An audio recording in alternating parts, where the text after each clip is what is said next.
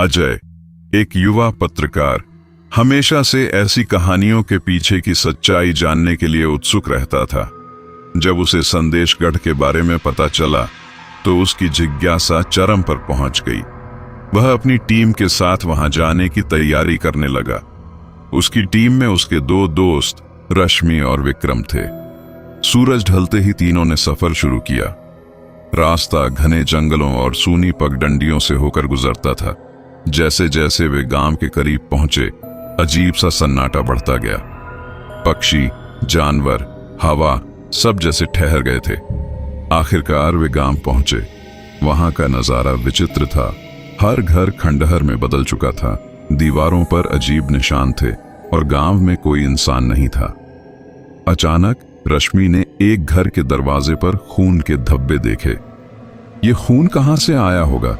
रश्मि ने घबराते हुए पूछा। शायद पुराना है, चलो पहले इस जगह का मुआयना करते हैं, अजय ने जवाब दिया। जैसे ही वे गांव के अंदरूनी हिस्से में पहुंचे, उन्हें एक पुरानी किताब मिली। उस किताब में कुछ अजीब चित्र और संस्कृत में मंत्र लिखे हुए थे। विक्रम ने मजाक में कहा, शायद ये भूतों की डिक्शनरी है। लेकिन जैसे ही उसने किताब छुई, गांव के मंदिर से एक तेज गूंजती आवाज आई। तीनों ने फैसला किया कि वे मंदिर जाकर जांच करेंगे। रात गहरी हो चुकी थी और अमावस का अंधेरा सब कुछ निगल रहा था। मंदिर की ओर बढ़ते समय उन्हें ऐसा महसूस हुआ जैसे कोई उन्हें देख रहा है। मंदिर में घुसते ही उन्हें वहां एक पुरानी मूर्ति मिली। मूर्ति के आसपास खून के धब्बे और जलते हुए दियों का घेरा था। तभी रश्मि ने ध्यान दिया कि दीवारों पर कुछ लिखावट थी। उसमें लिखा था, जो भी यहां आएगा उसकी आत्मा कभी मुक्त नहीं होगी। अजय ने उसे पढ़ते ही कहा, यह सब डराने की चालें हैं, हमें डरने की जरूरत नहीं है। लेकिन तभी एक जोरदार चीख ने उनके होश उड़ा दिए।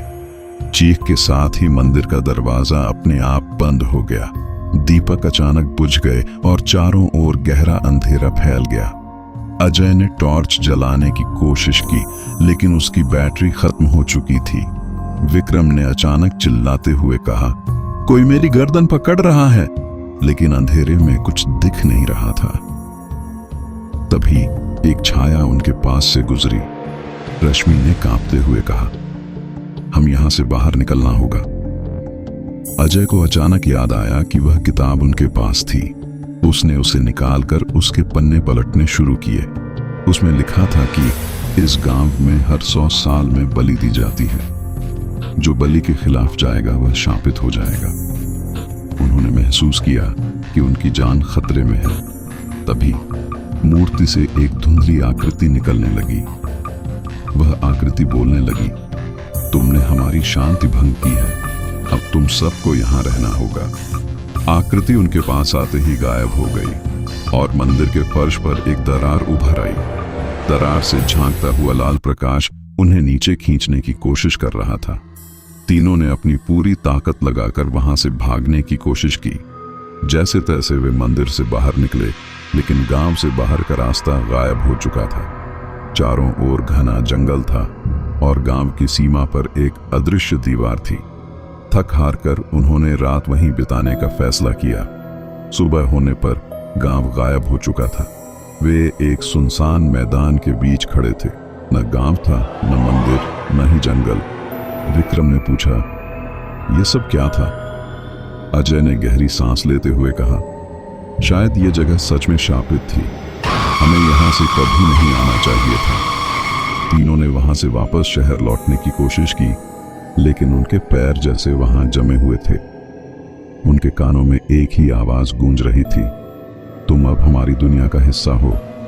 कहानी यही खत्म होती है, लेकिन तीनों का अंजाम आज भी एक रहस्य बना हुआ है। क्या ये गांव वाकई शापित था या ये सिर्फ उनकी कल्पना थी? जवाब किसी के पास नहीं है।